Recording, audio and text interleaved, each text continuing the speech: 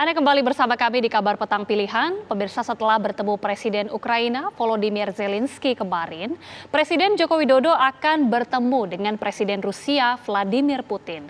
Sebagai pemegang keketuaan KTT G20, Presiden Jokowi kemudian bersikap netral dan mempersilahkan kedua negara hadir dalam KTT G20 di Bali November mendatang.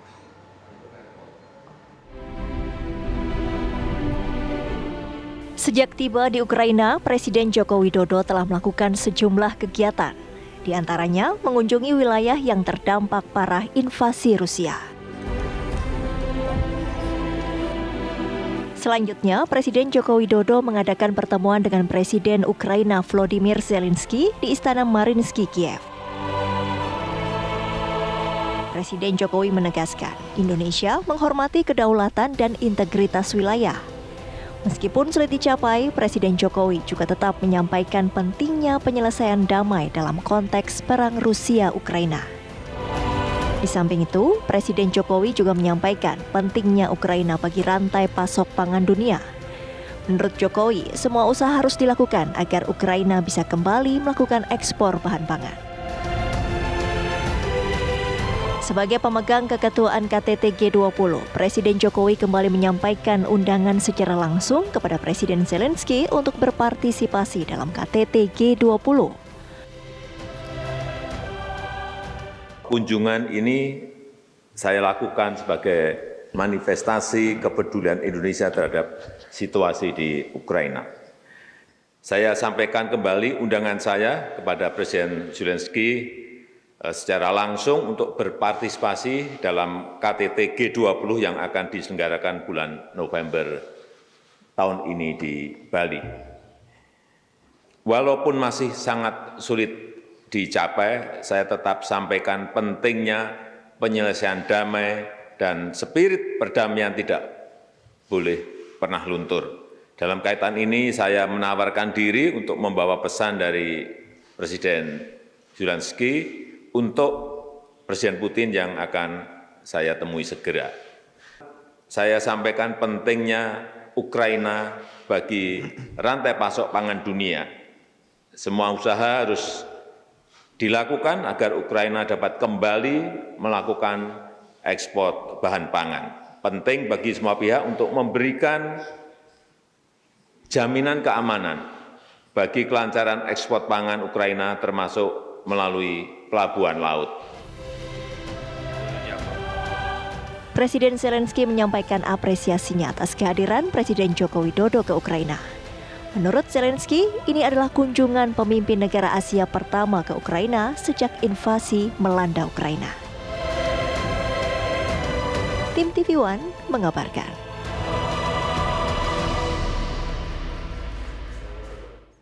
Ya, untuk mengetahui lebih lanjut bagaimana perkembangan misi perdamaian dan juga kunjungan Presiden Jokowi ke Eropa, sudah ada rekan kami Miranti Hirschman langsung dari Berlin, Jerman. Miranti, kita ingin tahu setelah kunjungan Presiden dari Ukraina kemudian sekarang bertolak ke Rusia, bagaimana kemudian tanggapan dari pimpinan negara di Eropa kemudian melihat misi perdamaian dari Presiden ini? Selamat petang Gita, selamat petang pemirsa TV One. Visi Presiden Jokowi untuk pergi ke Ukraina dan Moskow tentu disambut dengan baik oleh para pemimpin G7 dan mitra-mitranya yang tampak pada pertemuan G7 beberapa hari yang lalu. Kita bisa lihat apa yang mereka bicarakan dalam pertemuan tersebut dan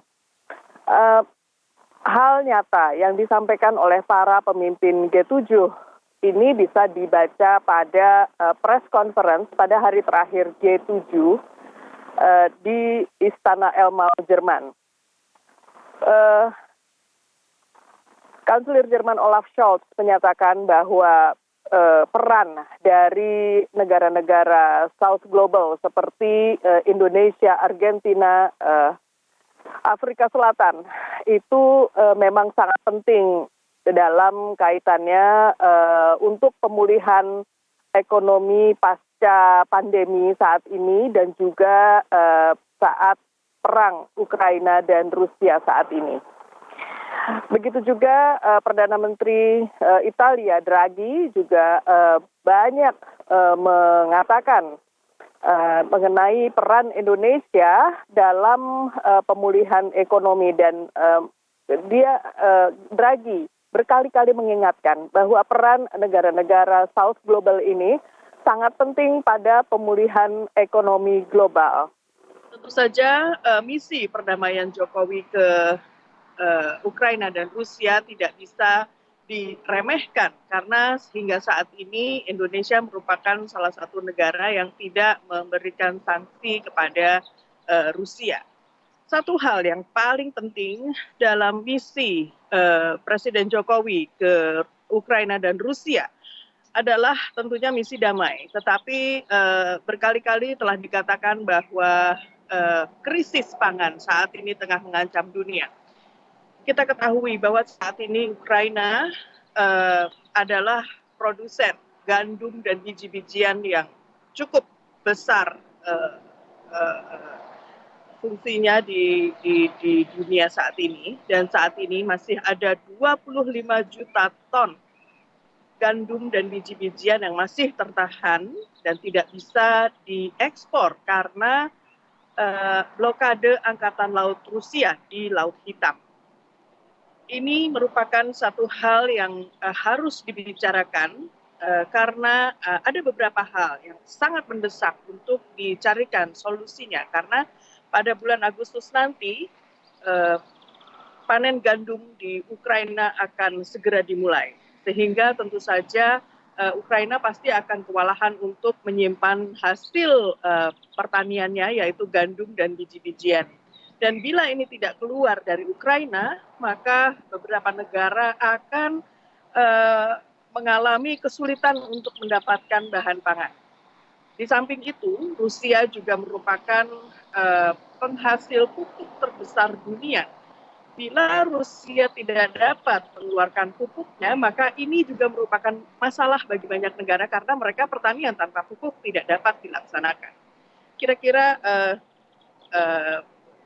kisahnya seperti itu, sehingga Presiden Jokowi kembali tadi mengatakan bahwa menawarkan diri untuk membawa pesan kepada Presiden Putin, sehingga kemungkinan koridor-koridor inilah yang ingin dinegosiasikan antara kedua negara. Terima kasih. Maaf, Jakarta. Terima kasih Miranti Hirschman, kita akan nantikan bagaimana kemudian hasil pertemuan Presiden di Rusia juga. Terima kasih.